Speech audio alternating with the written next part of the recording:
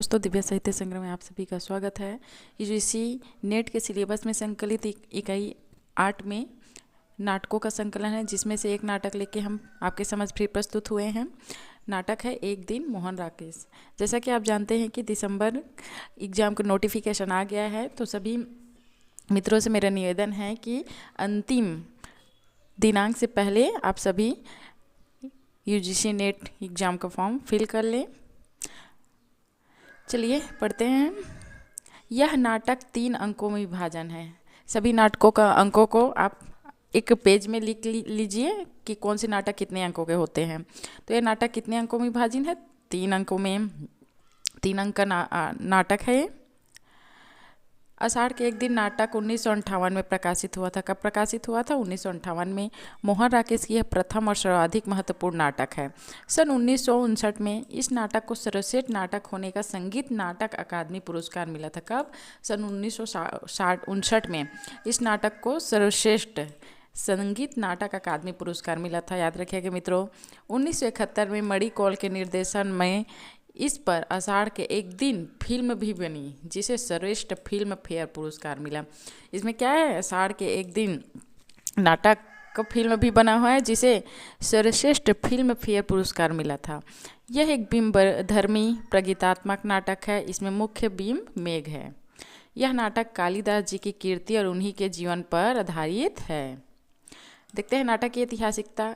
अपने दूसरे नाटकों लहरों के राजहंस 1963 की भूमिका लिखा है। मेघदूत पढ़ते समय मुझे लगा करता है कि उतनी नहीं है जितनी स्वयं में मोहन राकेश ने क्या था। यहाँ पे कुछ मिस्टेक है मित्रों। वह कहानी निर्वासित यक्ष से निर्वासित उस कवि की जिसने अपनी ही एक अपराध अनुभूति को इस पूरी कल्पना में ढाल दिया है। कालिदास इसमें क्या है? अपनी कल्पना, अपने जीवन में घटित घटना को लिखे हैं आषाढ़ के एक दिन में। इस प्रकार मोहन राकेश जी ने कालिदास की इसी निहित अपराध अनुभूति को आषाढ़ का एक दिन बनाया। इससे यह स्पष्ट होता है कि जो कालिदास मेघदूत लिखा है, उन्हीं के ऊपर यह नाटक है और उन्हीं की भावनाओं और विचारों को लेकर मोहन राकेश जी ने इस नाटक को लिखा है। 1958 में लिखित आषाढ़ के एक दिन। कब? 1958 लिखित आषाढ़ के एक दिन उनकी प्रथम किंतु सर्वाधिक महत्वपूर्ण कृति है। कालिदास के जीवन पर आधारित इस ऐतिहासिक नाटक में इतिहास कम, साहित्य कल्पना अधिक है। इसकी कथा वस्तु महाकवि कालिदास के जीवन पर आधारित होने के कारण प्रख्यात है। क्यों ये बहुत प्रख्यात है? क्योंकि कालिदास के जीवन पर ये आधारित नाटक है। नाटक में कालिदास और मल्लिका के उदात्त प्रेम का चित्रण किया गया है। कालिदास की चर्चा स्कंदगुप्त नाटक में भी जयशंकर प्रसाद जी ने किया है। स्कंदगुप्त नाटक में जयशंकर प्रसाद जी ने स्कंदगुप्त पर अधिक ध्यान दिया है। वही आषाढ़ के एक दिन में कालिदास के ऊपर मोहन राकेश ने प्रकाश डाला है। ये वही कालिदास जी हैं जो मातृगुप्त के रूप में कश्मीर के शासक बने थे। जयशंकर प्रसाद के शब्दों में स्कंदगुप्त 1928 की भूमिका में उन्होंने लिखा था, मातृगुप्त कालिदास मेरा अनुमान था, परंतु द्वितीय और काव्यकर्ता कालिदास हैं। इस प्रकार हम कह सकते हैं कि आषाढ़ के एक दिन एक ऐतिहासिक नाटक है। नाटक में कौन कौन से पात्र हैं? कालिदास कवि और नायक है। अंबिका गांव की एक वृद्धा है और मल्लिका की माँ है। मल्लिका कौन है? अंबिका की पुत्री है और कालिदास की प्रेमिका है। दंतुल कौन है? राजगुरु हैं। मातुल कौन है? कवि मातुल है। निक्षेप गांव का पुरुष है। विलोम गांव का पुरुष है। रंगनी संगनी दोनों नागरी हैं। प्रियंगु मंजरी राजकन्या और कवि पत्नी, जो कालिदास की कुछ उज्जैनी जाने के बाद जिससे विवाह होता है वो प्रियंगु मंजरी हैं। अनुस्वार अनुनासिक दोनों अधिकारी हैं। देखते हैं आषाढ़ के एक दिन नाटक का मुख्यांश। इस नाटक में मोहन राकेश जी ने भौतिक दर्शन और प्रवृत्ति मार्ग और निवृत्ति मार्ग के घनीभूत द्वंद्वों का चित्रण किया है। मोहन राकेश जी ने नाटक में यह दिखाया कि जीवन में भोग कुछ समय के लिए आकृष्ट तो करता है, किंतु अंत में वह अपना महत्व खो देता है।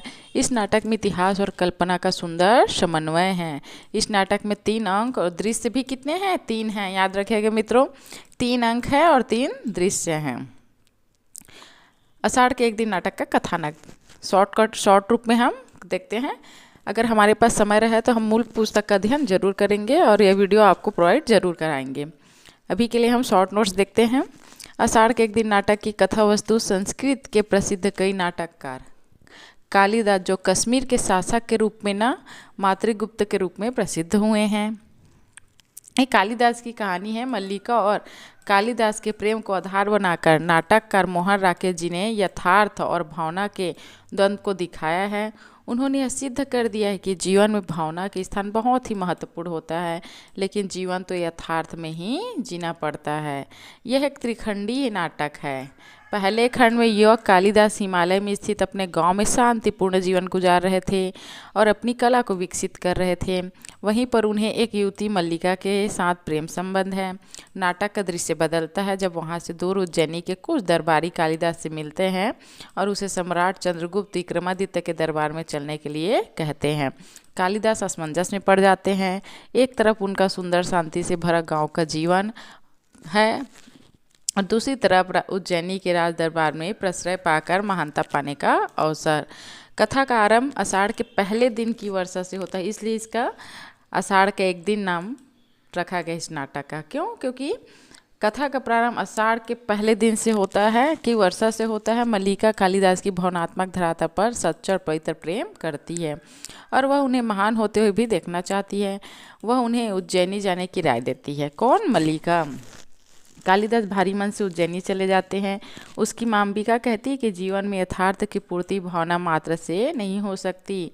कालिदास उज्जैनी में राजकवि के रूप में बुलाए जाते हैं। आचार्य वररुचि उन्हें लेने के लिए आते हैं। कौन लेने आते हैं? आचार्य वररुचि। नाटक के दूसरे खंड में पता चलता है कि कालिदास की कीर्ति बढ़ती जाती है। उनका विवाह राजकन्या प्रियंगी मंजरी से हो जाता है। गांव में मल्लिका दुखी और अकेले रह रही थी। उनको कश्मीर का राजा बनाया जाता है। किसको? कालिदास जी को। अब वे कालिदास मातृगुप्त बन जाते हैं। कालिदास और प्रियंगु मंजरी कश्मीर जाते हैं। वहाँ मल्लिका के गांव में आते हैं, लेकिन कालिदास मल्लिका से नहीं मिलते। प्रियंगु मंजरी ही मल्लिका के घर जाकर उससे मिलती है। वह मल्लिका से सहानुभूति जताती है, उसे अपनी सखी बना लेगी और उसका विवाह किसी राज सेवक के साथ करवा देगी। मल्लिका साफ इससे इनकार कर देती है।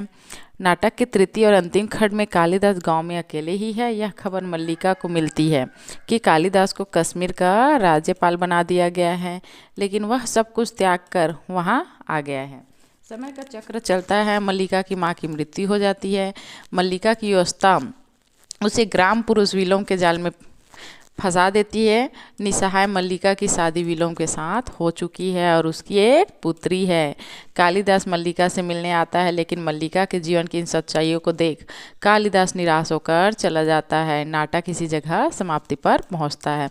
यह नाटक दर्शाता है कि कालिदास की महानता पाने के लिए कालिदास और मल्लिका को कितनी बड़ी कीमत चुकानी पड़ी। जब कालिदास मल्लिका को छोड़कर उज्जैनी में बस जाता है, तब उसकी ख्याति और उसका रुतबा बढ़ जाता है, लेकिन उसकी सृजन शक्ति चली जाती है। उसकी पत्नी प्रियंगु मंजरी इस प्रयास में जुटी रहती है कि उज्जैनी में भी कालिदास की इर्द गिर्द उसके गांव जैसा ही वातावरण बना रहे, लेकिन वह स्वयं मल्लिका नहीं बन पाती है। नाटक के अंत में जब कालिदास की मल्लिका से अंतिम बार बात होती है, तब वह मानता है कि तुम्हारे सामने जो आदमी खड़ा है वह कालिदास नहीं है जिसे तुम जानती थी। धन्यवाद मित्रों। यह 3 अंकों का नाटक यहीं पे समाप्त होता है। हम कोशिश करेंगे कि इसका मूल पुस्तक दिसंबर सेशन की एग्ज़ाम से पहले आपके समझ प्रस्तुत कर सके, वीडियो आपके सामने ला सके। धन्यवाद।